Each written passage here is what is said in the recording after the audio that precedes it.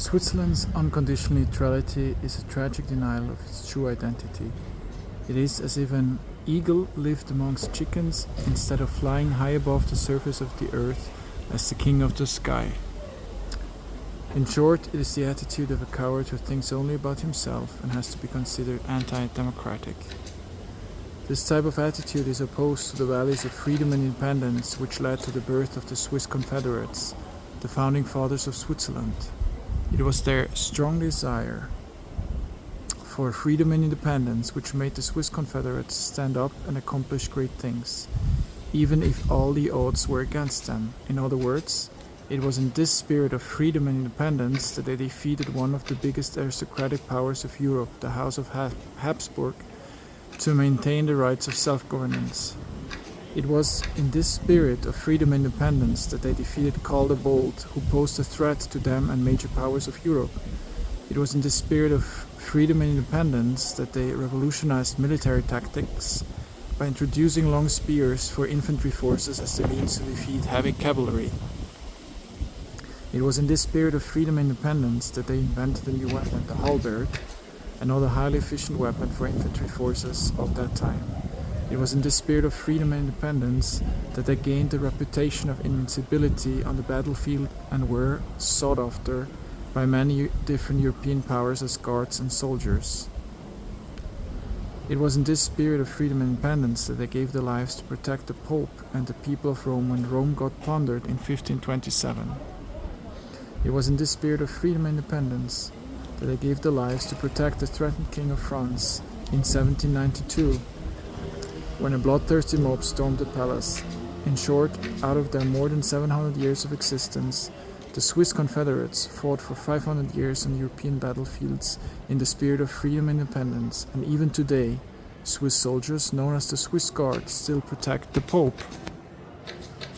In this sense, I cannot understand at all how Switzerland can maintain an unconditional neutrality for over 200 years now, although during this time period the democratic values of freedom and independence, which led to the unforgettable legacy of the Swiss Confederates, were threatened several times at various places.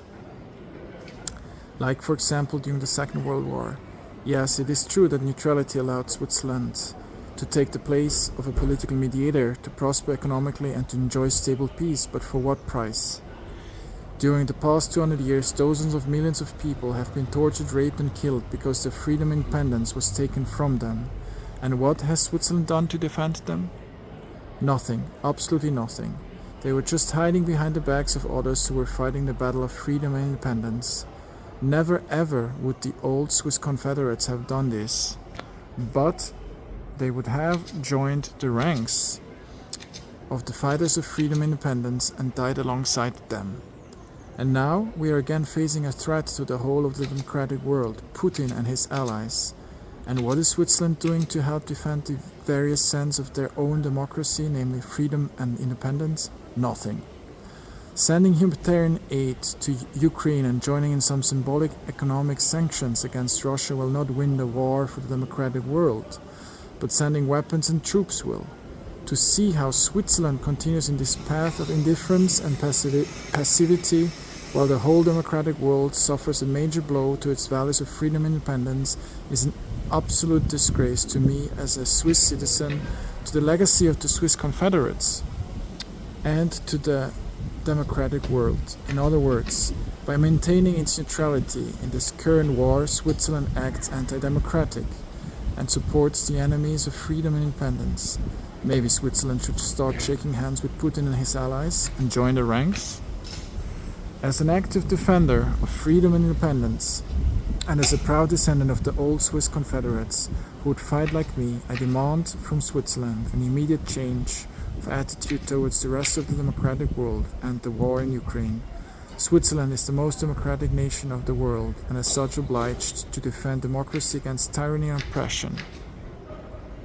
If Switzerland does not do that, they should be considered unworthy to be part of the democratic world because their attitude is an abuse of the democratic values of freedom and independence and a hypocrisy beyond description. Be ashamed, Switzerland.